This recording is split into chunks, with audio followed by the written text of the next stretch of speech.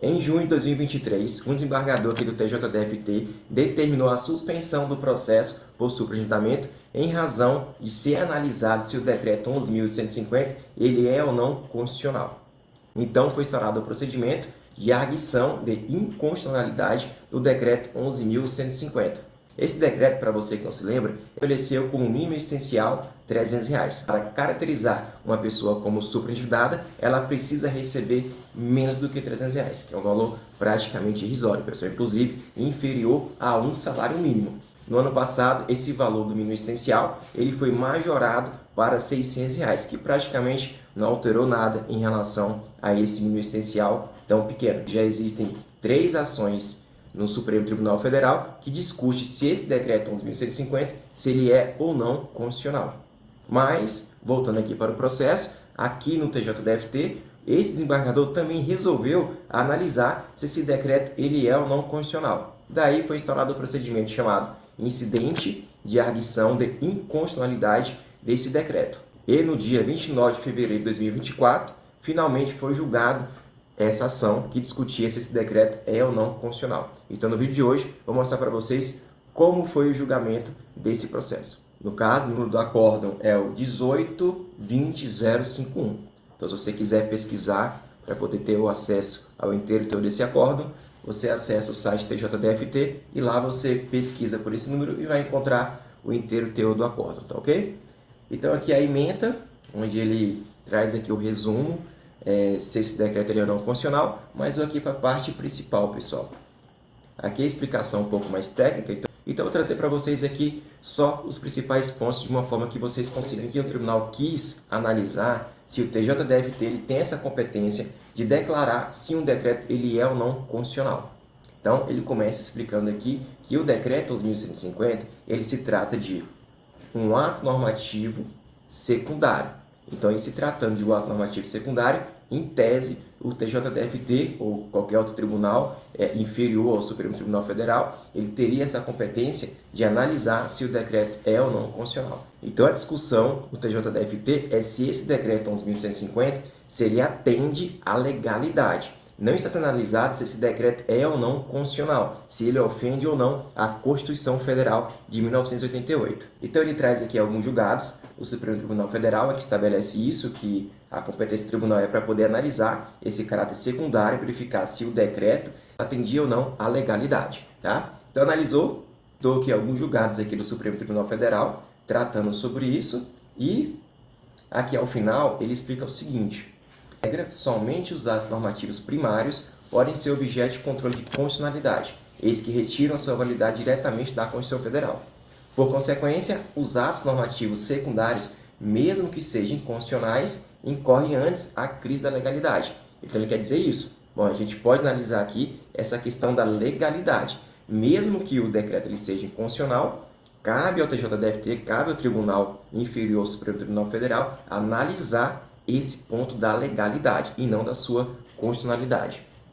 Em caráter excepcional, mostra-se possível controle de constitucionalidade de atos normativos secundários que possuem expressão jurídica, abstração e autonomia típica de atos normativos que, como tal, invade a esfera reservada na lei. Tá? Então, em caso excepcional, pode sim analisar se o decreto é ou não constitucional nesse ponto aqui específico. Mas, em relação ao decreto 11.150, surgiu em razão da lei do superagendamento. O que diz na lei? Acho que ele cita aqui, ó.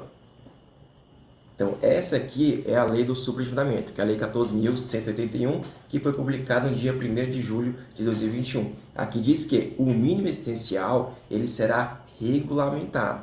Então, quando foi criada essa lei federal, que foi a atualização do CDC, dependia de uma regulamentação sobre o que seria esse mínimo existencial. E por se tratar de uma regulamentação, a competência para editar essa norma seria sim do presidente. Ele concluiu o seguinte, que tal regulamentação, como já era esperada, foi feita pelo presidente da República, dentro do seu poder de especificar disposições gerais e abstratas, previsto na Constituição, por meio do Decreto Federal 11.150. Ou seja, o presidente tem essa competência de editar um decreto federal, e assim ele fez. Por mais que a gente entenda, e também tem vários juristas que entendam, que esse decreto ele é inconstitucional por ofensa à dignidade da pessoa humana, e cabia apenas ao presidente editar essa norma. E como eu disse para vocês, a competência do TJDFT era analisar a legalidade da norma e não se essa norma é ou não constitucional. Tá? Então, neste ponto, de modo a tornar mais clara a compreensão, ele cita aqui o artigo 3º do Decreto 11.150, que é esse do mínimo existencial, que diz o seguinte, principalmente aqui no artigo 3º, foi o que ele citou: no âmbito da prevenção, do tratamento e da conciliação administrativa ou judicial das situações de superendividamento, considera o mínimo existencial a renda mensal do consumidor, pessoa natural, equivalente a R$ 600. Isso aqui já é o novo decreto, tá? Inicialmente eram R$ 300, que era o decreto 11.150, mas ano passado, como eu disse, foi majorado por meio desse decreto 11.567 de 2023, foi majorado para R$ 600. Como é possível atestar, de acordo aqui com o desembargador, não há nenhum indicador claro de que o chefe do Poder Executivo, o presidente, tenha transbordado o seu poder de regulamentar, invadindo a matéria reservada à lei, de forma a permitir o caráter excepcional desse controle de constitucionalidade do ato normativo em conhecimento, que existe questionamentos de que esse decreto ele trouxe um tarifamento insuficiente do conceito jurídico do mínimo existencial, previsto no artigo 3º, que seria de R$ 303 e depois passou para R$ 600, o certo é que o dispositivo não inovou na sua ordem jurídica, sequer atuou com força de lei, mas apenas regulamentou a medida do mínimo existencial, de acordo com a própria lei do superendividamento e de acordo com a competência do então presidente. Esse incidente de arguição de inconstitucionalidade, ele não merece ser conhecido, ou seja, ele não vai ser nem analisado, porque o desembargador entendeu que iria da competência do TJDFT a analisar se o decreto é ou não constitucional, porque, como eu disse, ele queria analisar se esse decreto ele atendeu ou não à legalidade. Existem 3 processos no Supremo Tribunal Federal que discute se esse decreto 11.150 ele é ou não constitucional. Então tem a DPF 1097, tem a 1005 e a 1006, que está em tramitação. Tá? Pelo menos esses 2 processos aqui, ó, eles já estão aptos para julgamento, pois já passou por todas as etapas do processo. Foi indeferida liminar lá no começo para suspender esse decreto 11.150 e abriu prazo para que as partes se manifestassem.